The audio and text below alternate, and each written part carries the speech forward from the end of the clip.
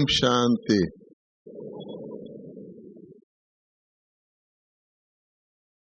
बिल्कुल पीछे वालों को आवाज आ रही है? आ रही है तो हाथ उठाना। ओम शांति। बहुत अच्छा। आज हम सब प्यारे बाबा के प्यारे बच्चे, हमेशा पूछते रहे हैं कि बच्चे बाबा को ज्यादा प्यार करते हैं या बाबा बच्चों को ज्यादा प्यार करते हैं। तो उत्तर यही मिलता रहा है कि बाबा बच्चों को ज्यादा प्यार करते हैं। तो ऐसे प्यारे बाबा के प्यारे बच्चे जो केवल संगम युग पर ही परमात्म प्यार के अधिकारी बनते हैं और संगम युग को डायमंड युग कहा गया है। सतयुग को स्वर्ण युग कहते हैं और संगम को डायमंड युग कहते हैं। और हम सब अभी संगम युग के डायमंड हॉल में बैठे हुए हैं। तो डायमंड हॉल चमकता है डायमंड बच्चों से। तो बाबा हम सबको शरीरों को नहीं देखते हैं, सबके मस्तक में जो डायमंड चमक रहा है उसको देखते हैं।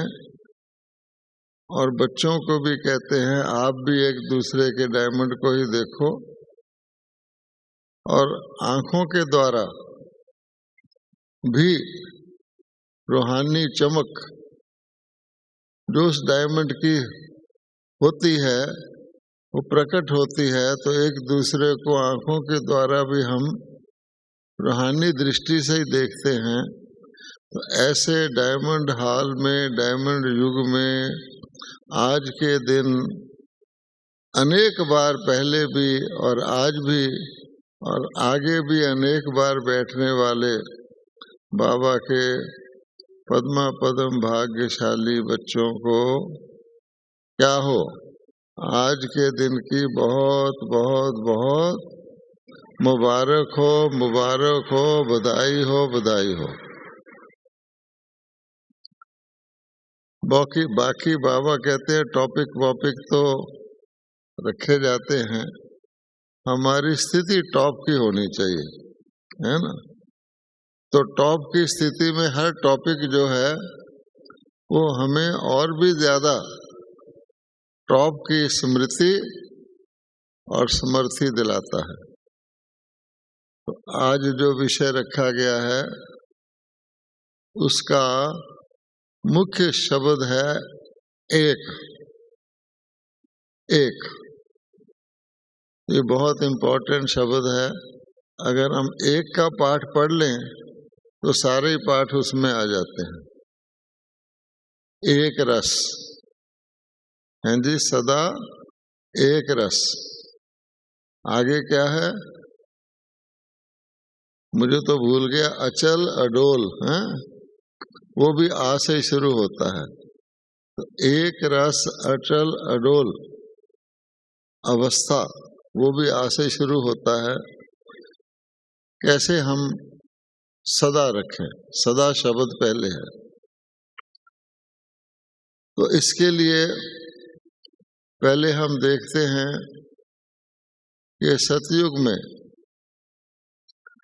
एक धर्म था, सारा विश्व एक था, एक भाषा थी, एक ही सारे विश्व पर राज्य था और वो अचल अखंड अडोल था। तो सतयुग में भी यद्यपि बाबा ने कहा है 9 लाख आत्माओं से शुरू होता है और 2 करोड़ आत्माओं पर जाके पूरा होता है। अभी ताजा ताजा मुरली आई थी। तो ऐसे युग में भी एक शब्द था, ये सब कुछ एक था, अर्थात सबका एक मत था, एक प्रकार का ही सोच था। तो जहाँ एक है वहाँ एकता भी है और सदा वो चीज रह सकती है। एक से दो हुआ तो खेल शुरू हुआ। इसलिए अब सतयुग में तो हमारी प्रारब्ध है, लेकिन उस प्रारब्ध का जो हमने क्वालिफिकेशन या उसकी योग्यता धारण करनी है वो बाबा हमें यहाँ करवा रहे हैं। तो क्या करवा रहे हैं? तो बाबा ने कहा परमात्मा एक होता है, इसमें तो कोई दुनिया के लोग दो नहीं कहते। फिर सत्य एक होता है, सत्य भी दो नहीं होते।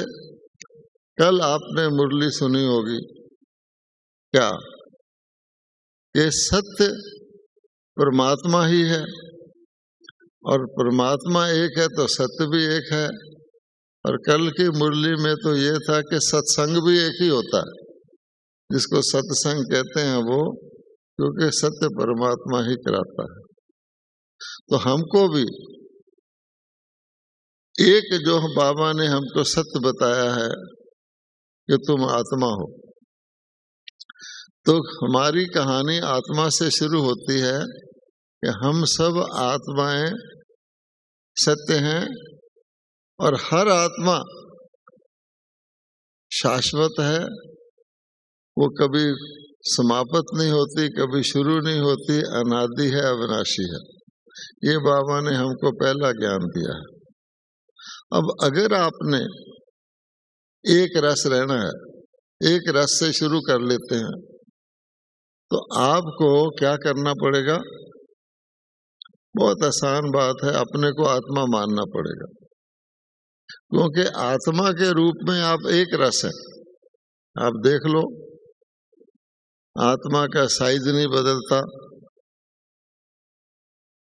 तो शरीर का साइज बदलता है। शरीर हम बच्चे थे, फिर बड़ा हो गया, फिर बुजुर्ग हो जाएगा, फिर छोड़ना पड़ेगा, लेना पड़ेगा। इसलिए पहला लेसन ये है, अगर हमने एक रस रहना है, क्योंकि आत्मा बड़ी छोटी नहीं होती। ऐसा नहीं कि मोटे शरीर वाले में मोटी आत्मा है, ऐसा तो नहीं है ना, या बच्चे में छोटी आत्मा है। तो इसलिए एक मैं आत्मा हूं, वो सदा एक ही रहती है, उसका ना साइज बदलता है। तो इसलिए पहली बात है, अगर आपने सचमुच सदा एक रस रहना है, बाकी चीजें आप पे आ जाएंगी, तो मैं आत्मा हूं। जो ही आपने शरीर समझा है आप आत्मा, पहला लेसन भी मैं आत्मा हूं, लास्ट लेसन भी मैं आत्मा हूं। और बीच में भी जब आप देखेंगे कि आप आत्मिक स्थिति में हैं, तो आप एक रस होंगे। जरा से शरीर माना, आत्मा को भूले, तो एक रस बिगड़ जाएगा। फिर क्या होगा? मैं बीमार हूं। अच्छा, आत्मा बीमार है या शरीर बीमार है भाई? हैं? अच्छा, मैं आज दुखी हूं। बाबा कहते शरीर समझोगे तो दुखी हो ना। इसलिए शरीर में रहते हुए शरीर नहीं मानना। प्रॉब्लम यही है कि बाबा ने हमको कहा संगम का जन्म अलौकिक जन्म है, यहाँ अलौकिक सुख मिलते हैं।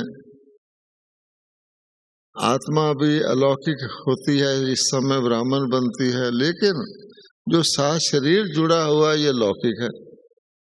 अब लौकिक में रहते हुए अलौकिक बनना, जो ही आप लौकिक में आए तो डावाडोल, अलौकिक में रहे तो एक रस। तो क्या करना चाहिए? फिर बाबा कहता है, रहता कौन है, अपनी स्थिति को बदलता कौन है? वो है मन। अब मन ही आपका बॉडी कॉन्शियस में ले आएगा, मन ही आपका वस्तुओं में चले जाएगा, अट्रैक्शन में चले जाएगा, व्यक्तियों में चले जाएगा, गर्मी सर्दी में चले जाएगा। तो इसलिए एक कहावत है, जैसा देश वैसा वेश। ठीक है, तो क्या करना चाहिए? आत्मा का देश कौन सा है? आप सबको पता है ना आत्मा का देश कौन सा है? परम धाम। तो मैं आत्मा हूं और मैं परम धाम की निवासी हूं, और मेरा पिता भी परम धाम का निवासी है। वो कभी बदलता ही नहीं, परमात्मा का तो नाम भी नहीं बदलता, क्योंकि शरीर लेना ही नहीं उसने। तो जैसे सदाशिव परमात्मा है, हम भी शाश्वत आत्मा हैं, और हमारा घर भी कभी चेंज नहीं होता। आप अपना परम धाम छोड़ के 5000 वर्ष के लिए नीचे आ गए, फिर भी आपकी सीट वहां रिजर्व है। ऐसा नहीं होगा जैसे इस हॉल में कभी रुमाल रख के चले जाते हैं, बाथरूम आते हैं तो कोई दूसरा बैठा होता है, कहते भी मेरा रुमाल कहाँ गया, ये तो मेरी सीट है। वहां ऐसे नहीं होगा। आपने परम धाम को पूरे 5000 साल के लिए छोड़ दिया, फिर भी जब आप वहां जाएंगे तो आपकी सीट रिजर्व है। इतना एक रस स्थान है वो। तो इसलिए आप परम धाम में चले जाओ, वहां एक रस ही एक रस, और हैं ही हम परम धाम के रहने वाले।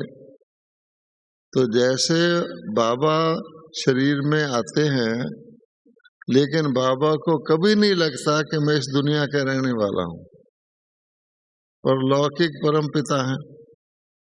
इसी प्रकार से अगर हम इस दुनिया में आए, अब तो हमें ज्ञान है कि हम परम धाम के ना सिर्फ रहने वाले हैं, बल्कि बहुत जल्दी वहीं जाने वाले हैं। अब हमारी यात्रा पूरी हो गई, तो आप परम धाम के निवासी यहाँ विचर रहे हैं, एक रस हो जाएंगे। दूसरी बात, बाबा कहते हैं आपको कर्म करने हैं, आपके पास तो शरीर है, ठीक बात है। तो ब्रह्मा बाबा कैसे अव्यक्त हो गए और एक रस रहे, मातेश्वरी जी कैसे अव्यक्त हो गए? तो उन्होंने बताया है हमको भी कि एक तो आप जो भी कर्म करो उसको लौकिक समझ के नहीं करो।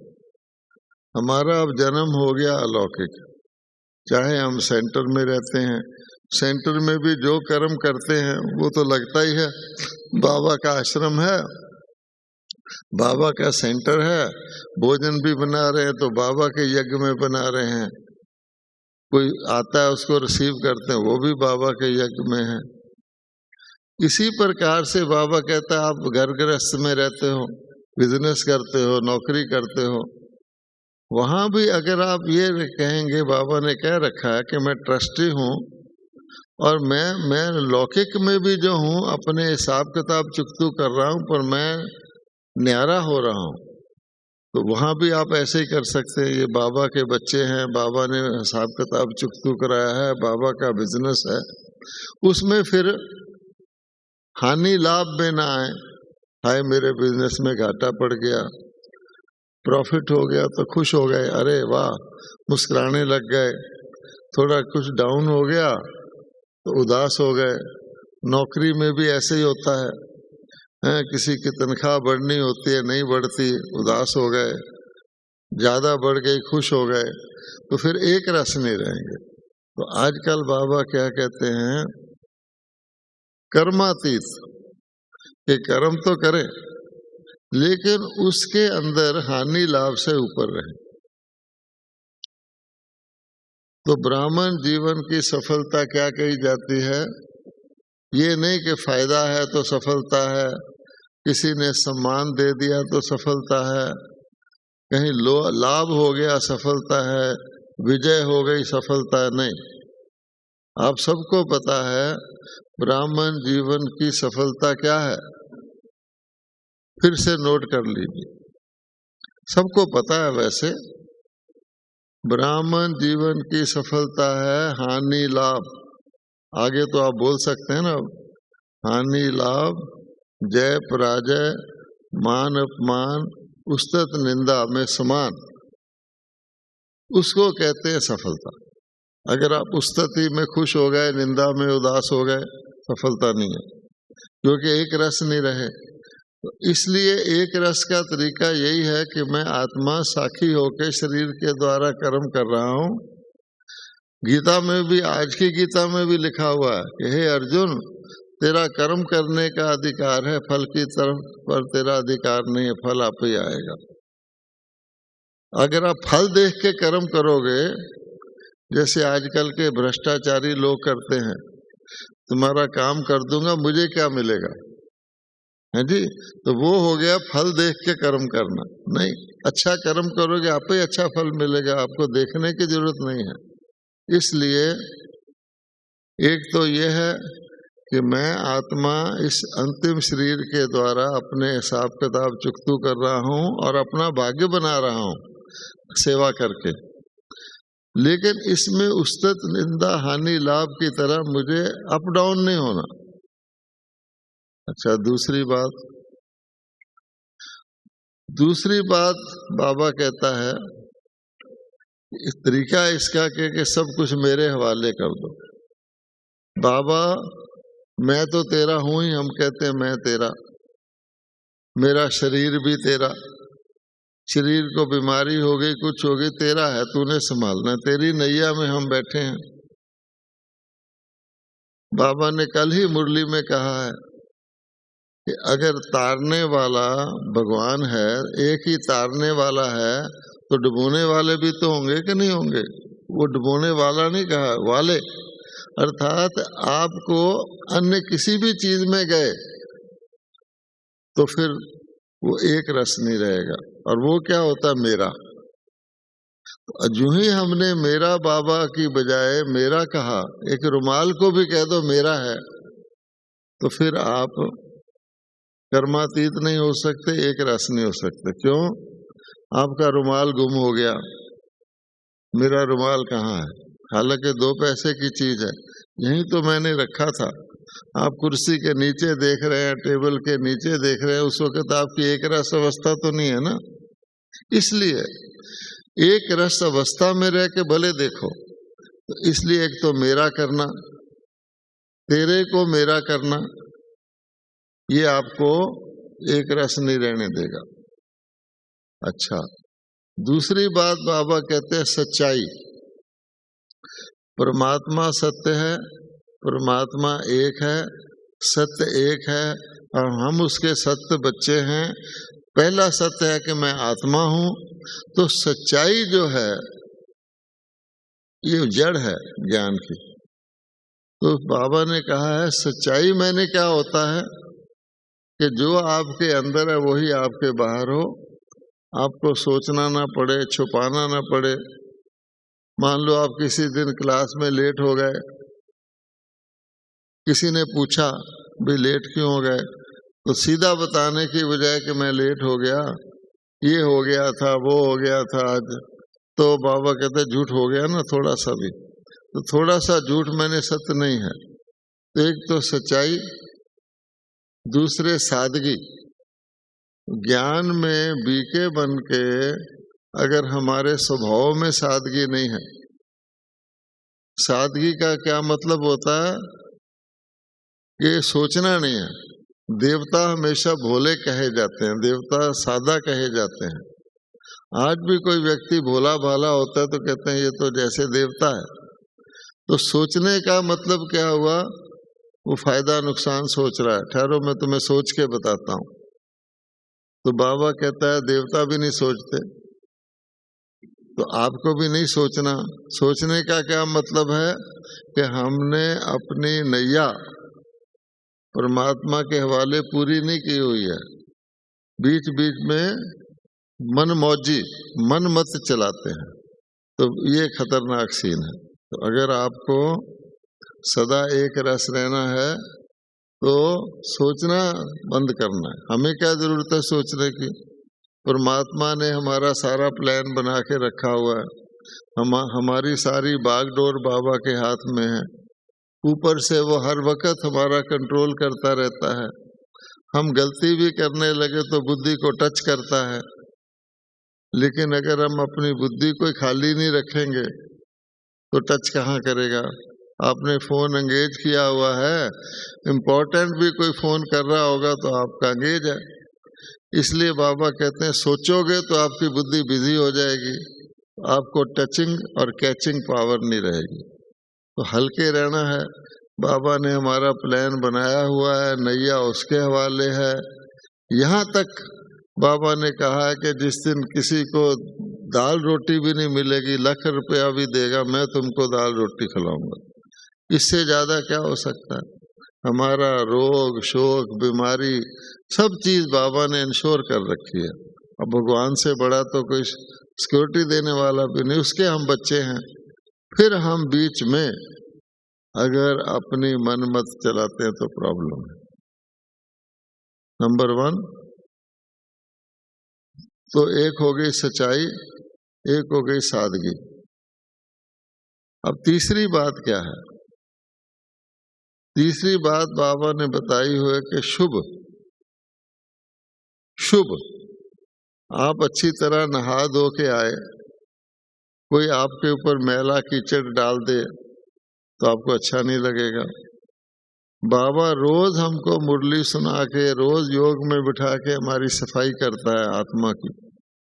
जैसे डॉक्टर लोग होते हैं, किसी का जख्म ठीक करना होता है उसको सफाई करते हैं, फिर कहते हैं इसमें पानी नहीं डालना, देखना भिगोना नहीं।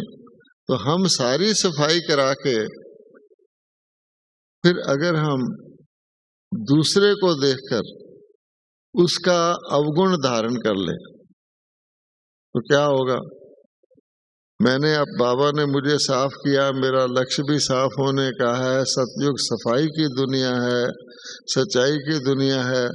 मैंने किसी को देखा ये तो अमृत वेले आता ही नहीं। दूसरे को देखा ये तो क्लास में बात करता रहता है। तीसरे को देखा ये तो बहुत दिखावा करने वाला है।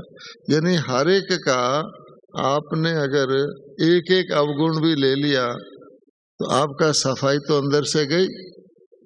किसी से घृणा कर लिया, भैया मुझे व्यक्ति पसंद नहीं है, और वो आपके पास आके साइड की कुर्सी में बैठ गया, तो खेल शुरू कि इधर कुछ भी प्रोग्राम हो रहा है, कोई चर्चा हो रही है, कुछ कार्यक्रम, आपको यही रहेगा ये कौन बैठ गया मेरे पास, हाय हाय हैं।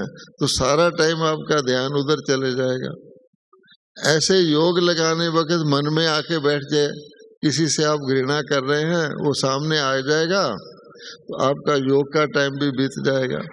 इसलिए जिसको शुभ कहते हैं, अपने हित के लिए ही हमको शुभ सोचना है। दूसरे को देखना है तो उसका गुण देखना है। बाबा ने कहा हुआ हर एक ब्राह्मण के अंदर, चाहे लास्ट ब्राह्मण भी है, कोई गुण है, इसलिए मैंने उसको ब्राह्मण बनाया। तो हम गुण देखें। कभी कभी आपने देखा होगा, हम लोग छोटी ग्रुप बना के बैठते हैं तो कहते हैं एक दूसरे का गुण वर्णन करो। तो जब हम बैठ जाते हैं गुण वर्णन करते हैं, ये मेहनत करने वाला बहुत है, ये यज्ञ की इकोनॉमी करता है, आदि आदि।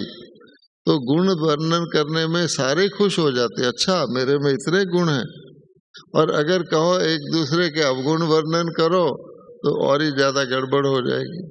तो इसलिए जैसे हरी ऐनक लगाओ तो हरा ही दिखता है, तो हमको गुण देखने की ऐनक लगानी है, क्योंकि हमारी फर्स्ट क्वालिफिकेशन है सर्वगुण संपन्न।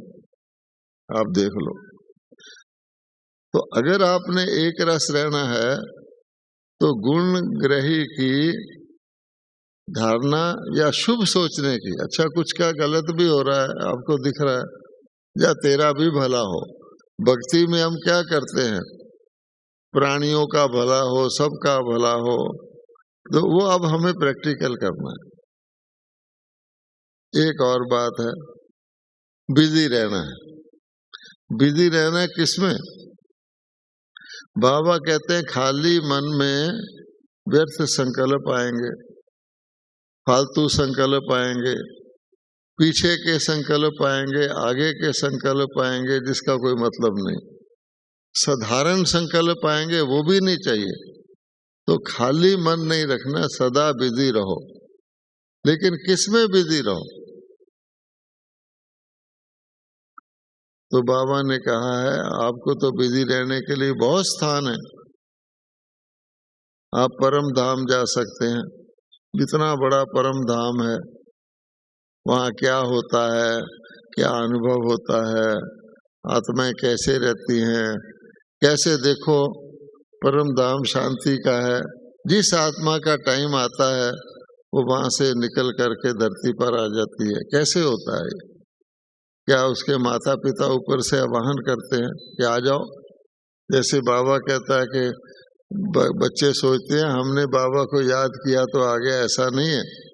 मेरा टाइम होता है तो मैं आता हूँ। सड़क पर आपके शांतिवन में पेड़ खड़ा है, पेड़ खड़ा है, खड़ा है, खड़ा है। जब उसका सीजन आएगा, जामुन का पेड़ होगा या आम का, तो खड़े खड़े में आप देखोगे खुशबू आनी शुरू हो जाएगी, उसमें बुर लग जाएगा, उसमें रौनक आ जाएगी। फिर उसके बाद सीजन पूरा हो गया, फिर वो खड़ा हो जाएगा। इसी प्रकार से परम धाम में आत्माएं खड़ी हैं, बैठी हैं। जब उसका टाइम आएगा क्राइस्ट की आत्मा का, तो उतर आएगी यहाँ। तो ये खेल है। फिर सूक्ष्म लोग, बाबा ने कहा सबसे बड़ा रिट्रीट सेंटर सारे ब्राह्मणों के लिए जो हर वक्त खुला है, बाबा ने बनाया हुआ है। वो कौन सा है? सबसे बड़ा रिट्रीट सेंटर जहाँ जाने के लिए आपको शरीर का भी यूज नहीं करना पड़ेगा, वो है सूक्ष्म लोक। सूक्ष्म लोक में हमारे सारे पूर्वज आ सकते हैं। सूक्ष्म लोक में आप सतयुग को देख सकते हो, बाप दादा को देख सकते हो। आजकल तो बाप दादा वहाँ हैं ही हैं। आप आसानी से सूक्ष्म लोक में जा सकते हो। मन से सूक्ष्म शरीर धारण करो 24 घंटे। वहाँ कुर्सी का भी सवाल नहीं है कि मेरी कुर्सी आगे तेरी कुर्सी पीछे। समय का भी सवाल नहीं है कि इतने समय रहना है बाकी नहीं। तो इतना बड़ा रिट्रीट सेंटर दिया हुआ है। आपको कोई भी इच्छा पूरी करनी हो, वो भी आप सूक्ष्म लोक में पूरी कर रहे हैं। मान लो आपको आम फल खाने का शौक है, सूक्ष्म लोक में आप जाओ, हर प्रकार के फल जितने मर्जी खा सकते हो। आपको हलवा खाने का शौक है, मिठाई खाने का शौक है, सूक्ष्म लोक में चले जाओ, आप पेट भर के हलवा खा लो। ना तो आपको तकलीफ होगी, ना पेट में दर्द होगा, ना कुछ होगा। जब तसल्ली हो जाए कि बस मैंने जितना खाना फिर आ जाओ, क्योंकि सारा खेल तो मन का है। मन ने तो फील करना है कि मैंने खाया या नहीं खाया। इतना बड़ा बाबा ने सूक्ष्म लोक दे रखा है। अब सूक्ष्म लोक में खराब होता ही नहीं, खराब संकल्प वाला सूक्ष्म लोक में जाता ही नहीं। फिर सतयुग में आ जाओ, त्रेता में आ जाओ, संगम में आ जाओ। खाली बाबा ने कहा है कलयुग में नहीं जाना, बस। तो क्या हम इतना भी नहीं कर सकते? संगम भी कलयुग में ही है, लेकिन कलयुग में नहीं जाना। कलयुग का क्या मतलब होता है? बुरा सोचना, खराब सोचना, पुराने संस्कारों को ले आना, आगे की बात सोचना, जो कलयुग में होता है, कला क्लेश। तो बाबा ने कहा सारा ब्रह्मांड घूमो, सारे लोकों में सैर करो, एक जगह की जरूरत नहीं है, भिन्न भिन्न ढंग से करो, लेकिन कलयुग में नहीं जाना। होता क्या है फिर? किसी बच्चे को मना किया जाए ना कि बच्चा ये सारे जादू का बिल्डिंग है, सारे कमरे घूमो, इस कमरे में नहीं जाना, वो उसी में ही जाता है और जाके फिर चिल्लाता है बचाओ बचाओ बचाओ। तो बाबा ने खाली कहा है तुमको तीनों कालों का ज्ञान है, दुनिया को तो थोड़ा ज्ञान है, तीनों लोकों का ज्ञान है, सब धर्मों का ज्ञान है, सतो रजो तमो का ज्ञान है, सारा ज्ञान है। फिर आपको क्या जरूरत है कि आप खास कलयुग में जहां दुख उठाते रहे हम, उसमें फिर जाओ। उसको कहा जाता है भूतकाल, जो बीत गया वो भूतकाल। तो कलयुग में भूत कोई भूत को इनवाइट करे तो क्या होगा, फिर तकलीफ होगी ना। तो कहते हैं स्वर्ग के रास्ते में जाओ, पीछे मुड़ के नहीं देखना, बड़ी आवाजें आएंगी, अरे रुक जाओ, ठहर जाओ, तुम नहीं जा सकोगे, वो देखो तेरा बेटा वहां पड़ा है ना, देखना ही नहीं, इतना ही है। तो बाबा कहते हैं 1000 तरीके मैंने बताए हुए हैं एक रस रहने के, और उसके लिए जानकी दादी ने हमको 5 शब्द बताए हुए हैं, वो आप नोट कर लीजिए, जिनका कनेक्शन एक से ही है।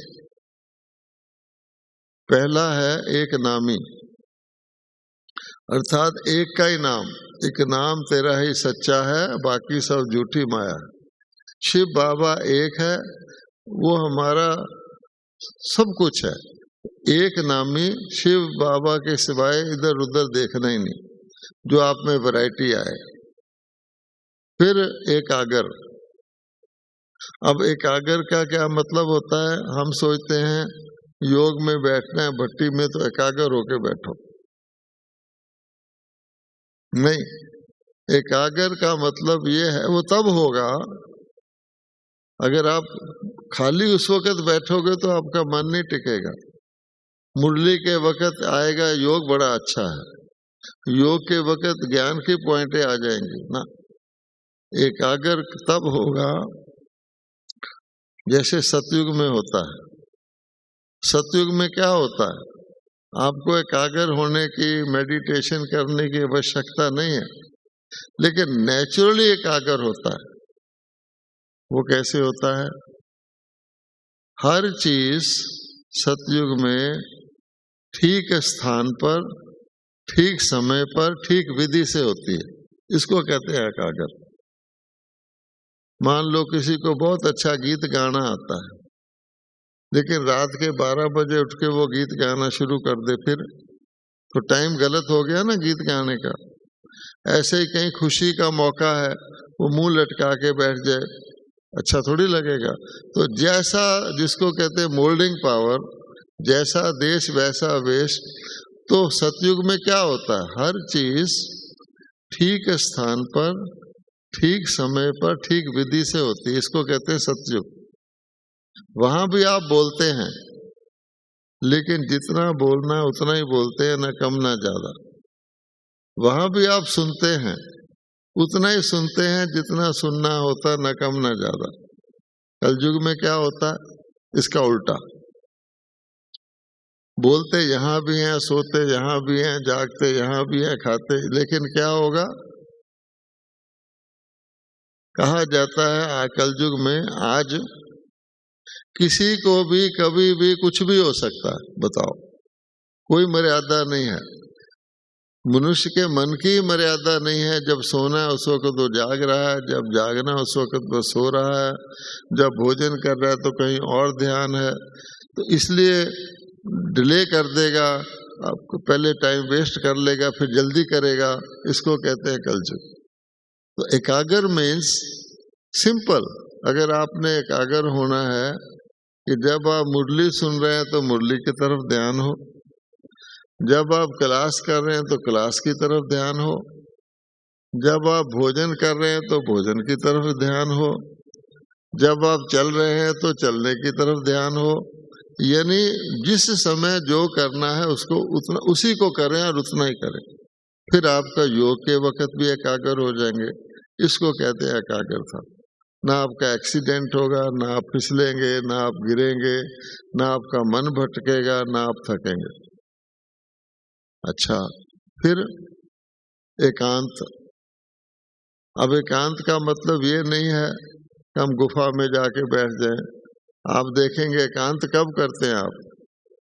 किसी ने आपका दिल दुखा दिया, किसी ने आपको तंग कर दिया, किसी ने आपका इंसल्ट कर दिया, आप जाके अपने कमरे में बिस्तर पर लेट के सराहना रख के एकांत हो जाएंगे। वो कोई सुख की स्टेज नहीं है।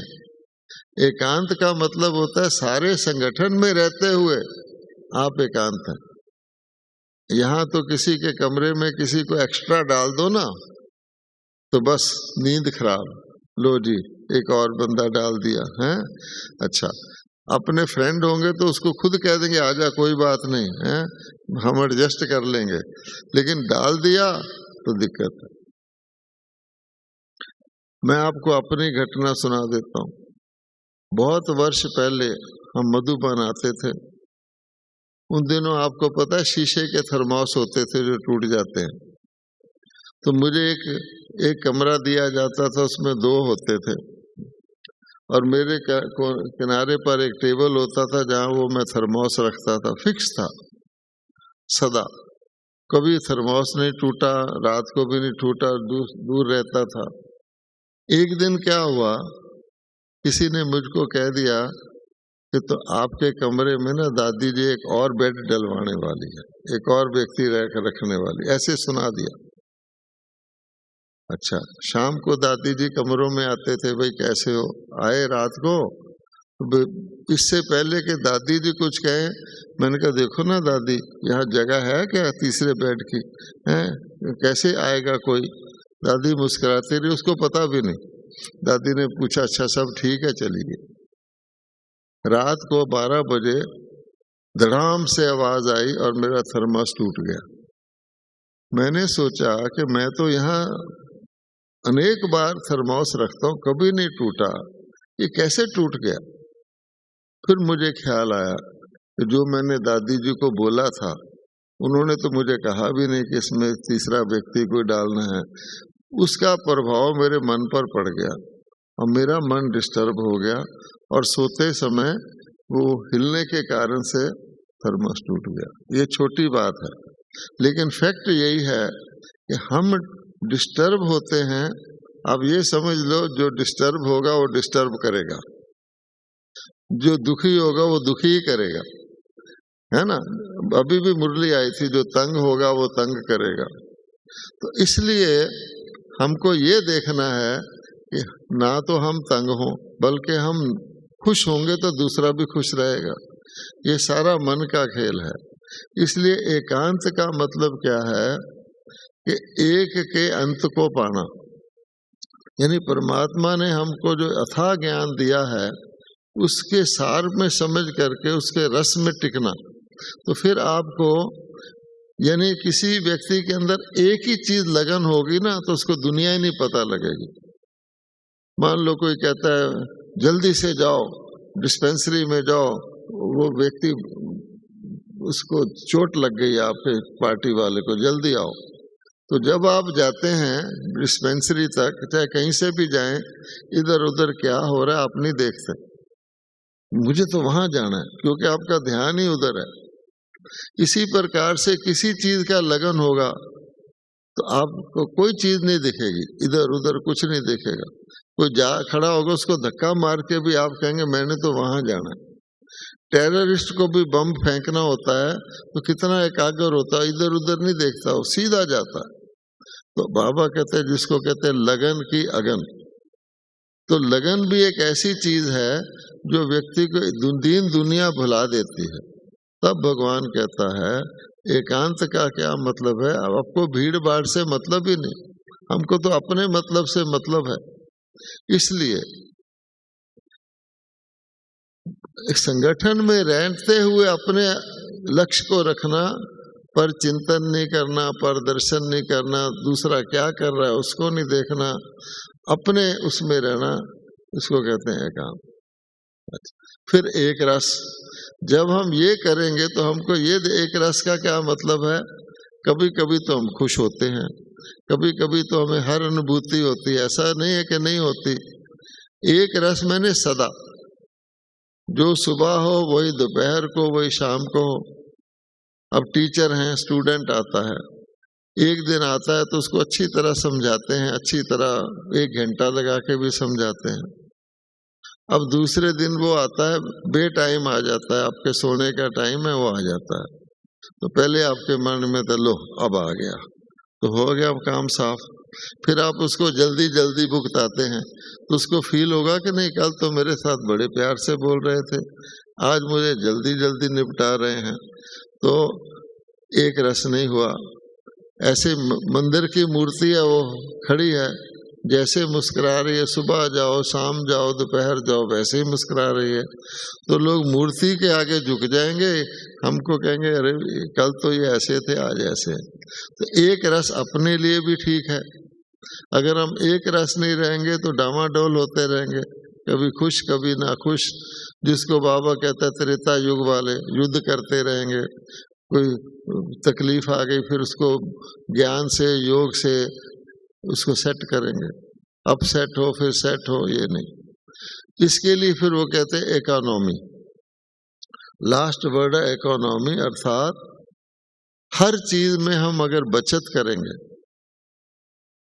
तो बचत से जमा होता है। जैसे पैसा बचत करो जमा होता है, इसी प्रकार से अपने संकल्पों की बचत करें, अपने बोल की बचत करें, अपने कर्म की बचत करें, उससे शक्ति भी बचती है और बाकी जो चीजें हैं चार वो भी होती हैं।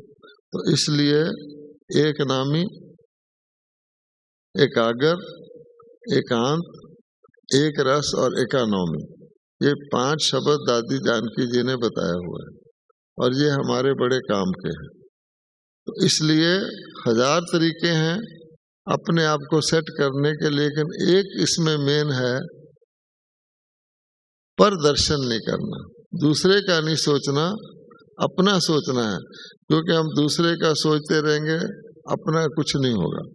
और सारी चीज का आसान तरीका बाबा ने बताया है, शुभ चिंतन शुभ चिंतक, क्योंकि मन ही इधर उधर भटकता है। जब मन अपना भी भला सोचेगा, दूसरे का भी भला सोचेगा और उसी में लगा रहेगा भला कैसे हो, तो बाबा कहता है ऐसे बच्चों के मैं भी साथ देता हूँ। ऐसे नहीं बाबा मेरे साथ है तो छोटी मोटी, बाबा मेरे को सीट दिलवा दे, बाबा मेरे को ये, बाबा कहते इसलिए मैं तुम्हारे साथ नहीं हूँ। अपनी उन्नति के लिए, शुभ संकल्पों के लिए बाबा हमारे साथ है। अतः थोड़े को ज्यादा समझे, इन चीजों में से जो आपको ठीक लगे। पहली बात सच्चाई, पहली सच्चाई यह है कि मैं आत्मा हूं। जो ही आप बॉडी में आए तो आपका एक रस खत्म हो जाएगा। दूसरा, परम धाम, जहां अब मुझे बहुत जल्दी जाना है। उससे क्या होगा, बाबा ने कल भी कहा था कि अगर किसी को ये याद रहता है कि ये अंतिम जन्म है और हमें वापस जाना है, तभी उसके अंदर बेहद की वैराग वृत्ति आ सकती है, तभी उसके अंदर धारणा हो सकती है। तो परम धाम वाला यहाँ पैर नहीं फंसाएगा, यहाँ कुछ ऐसा काम नहीं करेगा, उसको पता है मुझे जाना है, तो वो कर्मातीत कर्म करेगा, फायदे नुकसान में नहीं जाएगा। जो ठीक है वो मुझे करना है।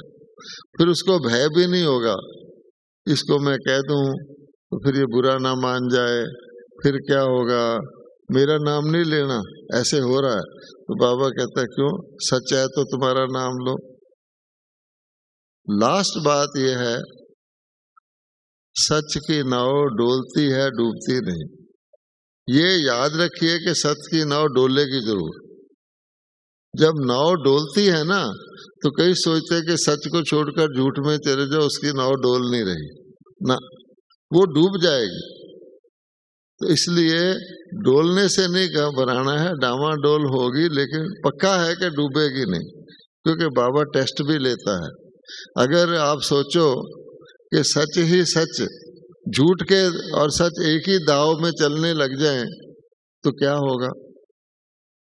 एक बच्चा था, वो मास्टर जी के पास गया कि मास्टर जी मुझे छुट्टी दे दो, मैंने घर जाना है। मास्टर जी ने क्यों जाना है, कहता बस मेरा आज दिल नहीं कर रहा, मुझे घर जाना है। मास्टर जी ने कहा जाओ वहां बैठ जाओ जाके, नहीं जाना तुमने। कहता है मास्टर जी अगर मैं झूठ बोलता, मेरे पेट में दर्द है, तो आप कहते चले जाओ है? और कुछ झूठ बोलता, आप कहते चले जाओ, क्योंकि मैंने सच बोल रहा हूं कि मास्टर जी मेरा दिल नहीं लग रहा, आप मुझे छुट्टी दे दो, आप नहीं दे रहे।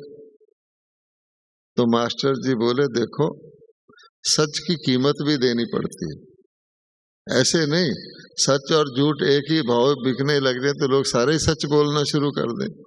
इसलिए तुमको कोई तकलीफ नहीं है, तुम जाके वहां बैठ जाओ, ये सच की कीमत है। ऐसे ही दुनिया में भी होता है।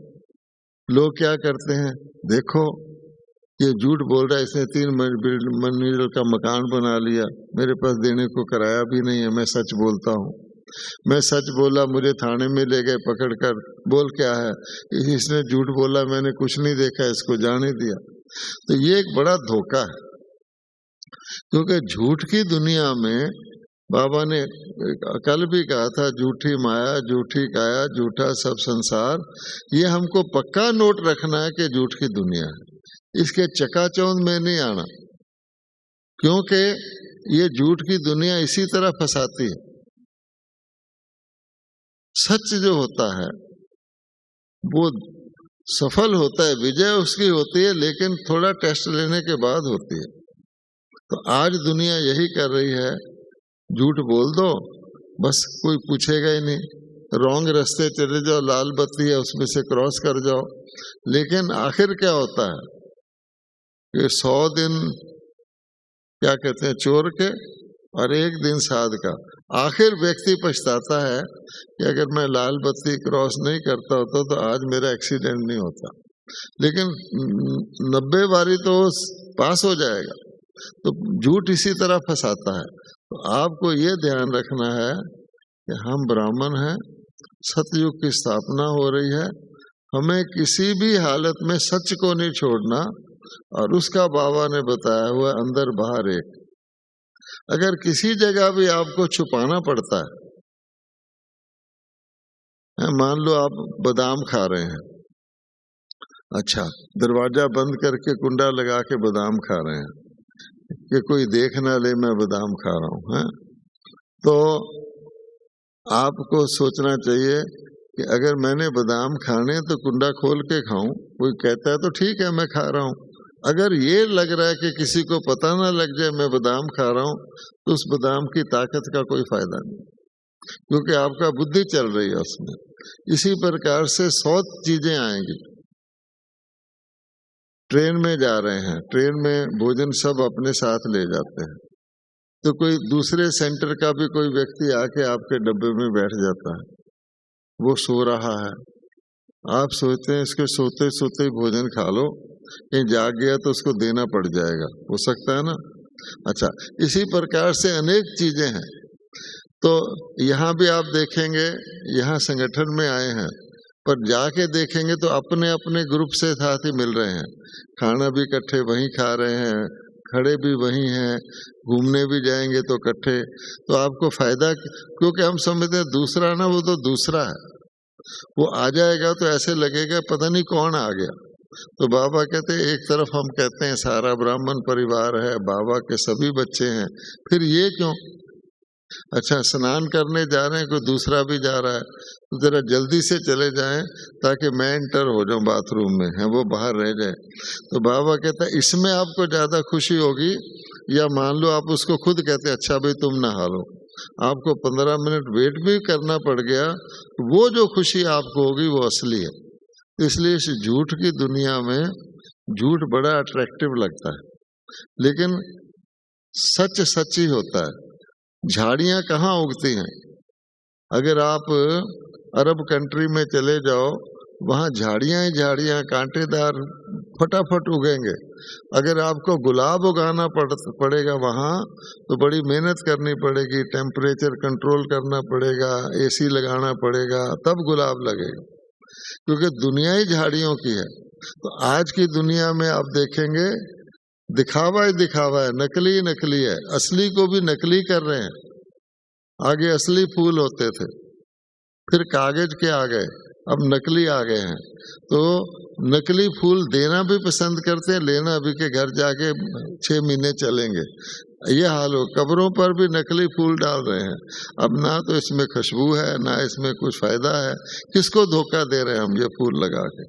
अब हम आदी हो गए क्या, अच्छा एक बारी ले आए छुट्टी, तो असली तो गायब हो गए। इसी प्रकार से हर चीज आप देखेंगे कलयुग में ऊपर का दिखावा, ऊपर का सब, अंदर कुछ नहीं। तो भगवान कहता है मैं आपको उस दुनिया में ले जा रहा हूँ। तीसरी आंख इसीलिए दी है कि असल और नकल में देखें। अलादीन का असली चिराग पुराना था, लेकिन उसमें शक्ति थी, उसमें जिन निकलता था जो आपकी सेवा करता था। और नकली चिराग बड़ा शोधार है, लेकिन उसमें कोई सेवाधारी नहीं निकलेगा। जैसे बाबा कहते हैं कुमारियों को कि देखो, कुमारी कहती मैं इंडिपेंडेंट रहूं, मैं किसी के अंडर नहीं रहना चाहती। आप इंडिपेंडेंट रह के देखिए, आपको हर काम खुद करना पड़ेगा। सब्जी भी लाओ, खाना भी लाओ, कपड़े भी धो, ये भी करो, वो भी करो। आप ठीक है तो ठीक है, बीमार हो गए तो कौन करेगा।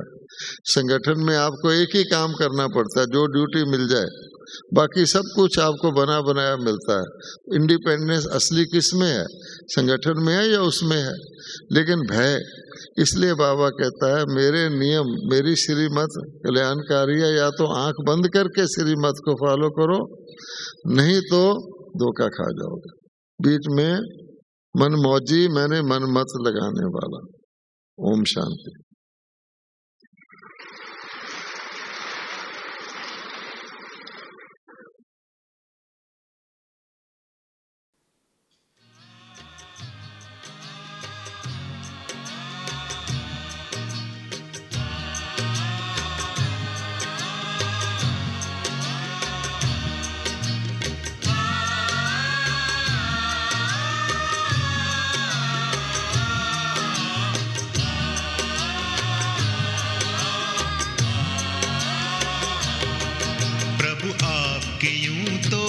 सारे पलकों में पलते बच्चे हैं, पर आपको वो बेहद प्यारे जो दिल के सच्चे सच्चे हैं। प्रभु आपके यूं तो हम सारे पलकों में पलते बच्चे हैं, पर आपको वो बेहद प्यारे जो दिल के सच्चे सच्चे हैं।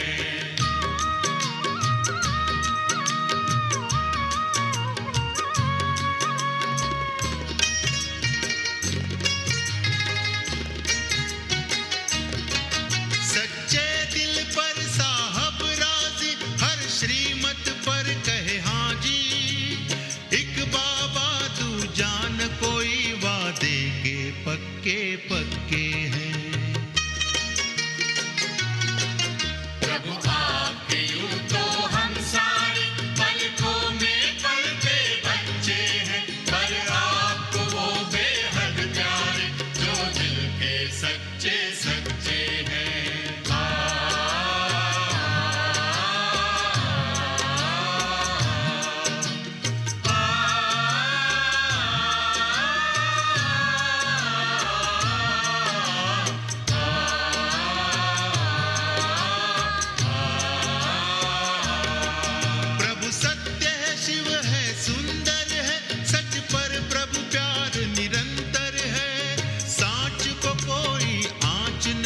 खुशियों में नाचते रहते हैं। प्रभु आपके यूं तो हम सारे पलकों में पलते बच्चे हैं, पर आपको वो बेहद प्यारे जो दिल के सच्चे सच्चे हैं।